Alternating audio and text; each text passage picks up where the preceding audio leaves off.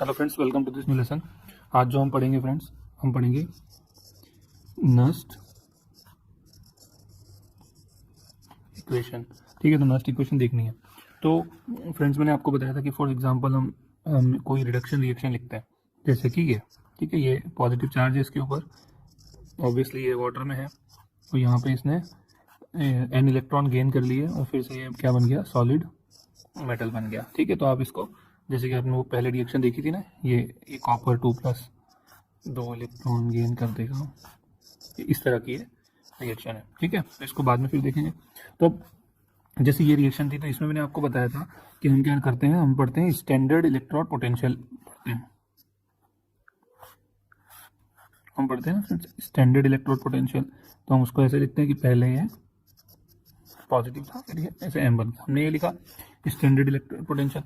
अब क्या है फ्रेंड्स, उस टाइम मैंने आपको बताया था कि ये जब स्टैंडर्ड हम लेते हैं तो ये जो कंसंट्रेशन होती है किसकी, यहाँ पे जब जो पॉजिटिव आयन कंसंट्रेशन है वो कितनी लेते हैं हम, यूनिटी लेते हैं। लेकिन अगर कंसंट्रेशन यूनिटी नहीं है और दूसरी है, ठीक है, दूसरी है, कंडीशन क्या है, टेम्परेचर की कंडीशन हुई 298 केल्विन है, कंसंट्रेशन अगर 1 नहीं है और दूसरी कुछ है, तो हम पोटेंशियल कैसे निकाल सकते हैं।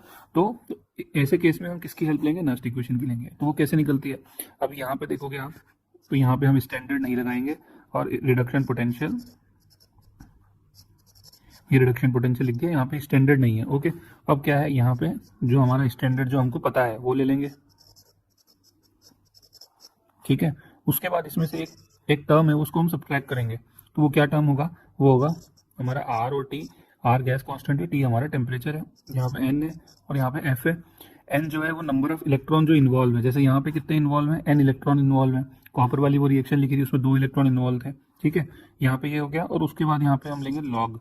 लॉग में क्या करेंगे, हम जो प्रोडक्ट होगा उसको ऊपर लिखेंगे, मतलब एम ऊपर लिखेंगे, और नीचे जो रिएक्टेंट होगा वो लिखेंगे।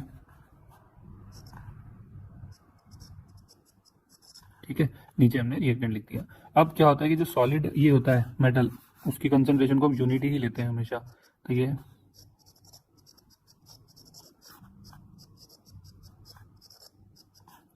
log 1/। ठीक है, तो अब हमारी जो वैल्यू आएगी फ्रेंड्स, वो क्या आएगी, वो आएगी हमारी reduction potential at any concentration. ठीक है, एट दिस कंसंट्रेशन, कोई भी कंसंट्रेशन पे। अब इसमें भी आप क्या कर सकते हो, इसमें भी आप इसको और इस इक्वेशन को थोड़ा और रिफॉर्म कर सकते हो। तो यहाँ पे क्या है, जो आर की वैल्यू है फ्रेंड्स, उसको हम क्या लेंगे, 8.314 जूल जूल और केल्विन पर मोल। ठीक है, टी हमारा है फ्रेंड्स 298 केल्विन, एंड जो एफ फेरेडे कांस्टेंट की वैल्यू होती है 96500 कूलम, ये उसकी वैल्यू होती है। तो ये जब हम सारा कुछ पुट करेंगे, तो ये जो इक्वेशन है वो क्या बन जाएगी, इट विल बिकम 0.059, और यहाँ पे आ जाएगा सिर्फ एन, यहाँ पे 1। यहाँ पे हमने क्या करा फ्रेंड्स, एक टर्म हमारा छूट गया, यहाँ पे जो नेचुरल लॉग था, तो नेचुरल लॉग को हम 10 बेस में कन्वर्ट करने के लिए 2.303 का मल्टीप्लाई करते हैं। तो ये आर टी और इसमें 2.303 का मल्टीप्लाई भी कर दिया, सब कुछ मिला के हमारा क्या बन गया, बेस 10, और ये यहाँ पे ये हमारा बन गया। ठीक है, तो ये हमारा क्या आ गया फ्रेंड्स, सेल पोटेंशियल आ गया। ठीक है, ये हमको समझ में आ गया। तो ये अब इसी तरह से हमको क्या करना है, इसके लिए हमको सेल के लिए भी देखना है। अभी जैसे हम सेल के लिए देखते हैं, तो अभी हम क्या है फ्रेंड्स, सेल का जो हमको देखना था, जैसे ये सेल है मान के चलो, जो हमने गैल्वेनिक सेल पढ़ा था फर्स्ट लेक्चर में या सेकंड लेक्चर में देखा था, तो वो कैसे लिखा था हमने कि ये यहाँ पे हमारे पास zinc, then we have copper 2 positive, then zinc 2 positive and copper solid. अब इसके लिए हमने कैसे निकाला था, स्टैंडर्ड जो हमने निकाला था, ई कैथोड माइनस ई एनोड। ओके, अब ई कैथोड हमारा क्या था, पहले हमारा कैथोड क्या है, जो जिस पे रिडक्शन हो रहा है, तो ये रिडक्शन हो रहा है, तो यहाँ पे ये पहले 2+ था, फिर ये आपका ये इस तरह से। अब क्या होगा, देखो ये स्टैंडर्ड है, तो हम इसके लिए पूरा वो फार्मूला लिखेंगे जो हमने अभी पढ़ा, इसके लिए हम पूरा फार्मूला लिखेंगे जो अभी हमने पढ़ा। तो जब हम सब कुछ कर लेंगे फ्रेंड्स, तो हमारे पास क्या इक्वेशन बनेगी, यहाँ पे है। अब हमको ई सेल निकालना है, तो हमारे पास क्या इक्वेशन बन जाएगी friends, E cell is equal to E naught cell subtract by 0.059, यहाँ पे n जो इलेक्ट्रॉन इन्वॉल्व थे वो, फिर हमारे लॉग, अब बहुत सिंपल है, यहाँ पे जो प्रोडक्ट है उसको ऊपर लिख दो, जो रिएक्टेंट है उसको नीचे। तो ये प्रोडक्ट में हमारे पास क्या है, यहाँ पे जिंक है और यहाँ पे कॉपर है। आप कहोगे सर ये क्यों नहीं लिखा, क्योंकि देखो सॉलिड की कंसेंट्रेशन को 1 ही माना जाता है।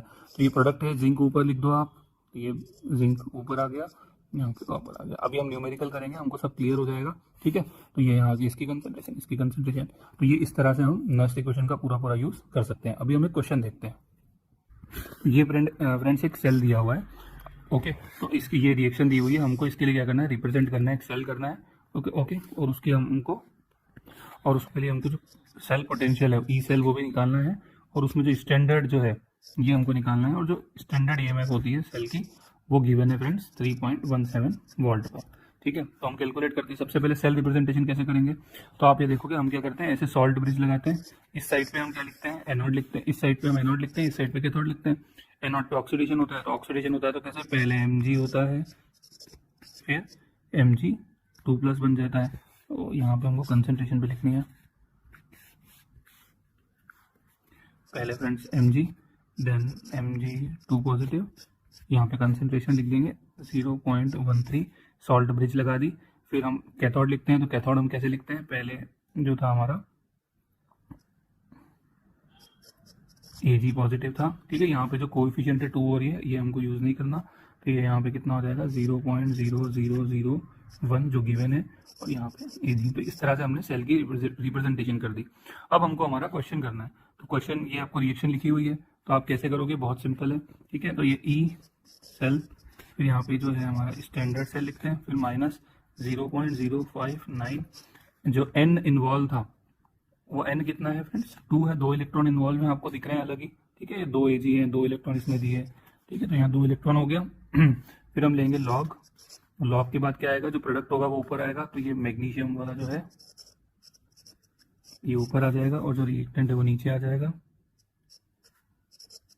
अब यहाँ पे फ्रेंड्स क्योंकि यहाँ 2 लगा हुआ है, तो यहाँ पे 2 आ जाएगा, ठीक है। फिर हम क्या करेंगे, ये कितना है फ्रेंड्स, यहाँ पे अगर हम पूरे खाली सिर्फ इसको सॉल्व करते हैं, पहले जब हम इसको सॉल्व करेंगे फ्रेंड्स, यहाँ पे तो हमारा 3.17 है, तो हम क्या करेंगे, यहाँ पे जो वैल्यू दी हुई है मैग्नीशियम की 0.13 वो रखेंगे, तो यहाँ पे 0.0001 रखेंगे, ठीक है। इसका स्क्वायर है वो सब रखेंगे हम। तो जब हम ये सब रखेंगे वैल्यू, तो यहाँ पे जो है 0.21 आ जाएगा फ्रेंड्स। तो यहाँ ध्यान रखना, जो इन्होंने वैल्यू जो क्वेश्चन में थी, तो आपको लॉग टेबल देंगे वो, ओके। और अगर लॉग टेबल नहीं देंगे तो वो ऐसी वैल्यूज देंगे जो आप इजी हैं, आपको पता है, तो हम वो क्वेश्चन भी देखेंगे ऐसे, ठीक है।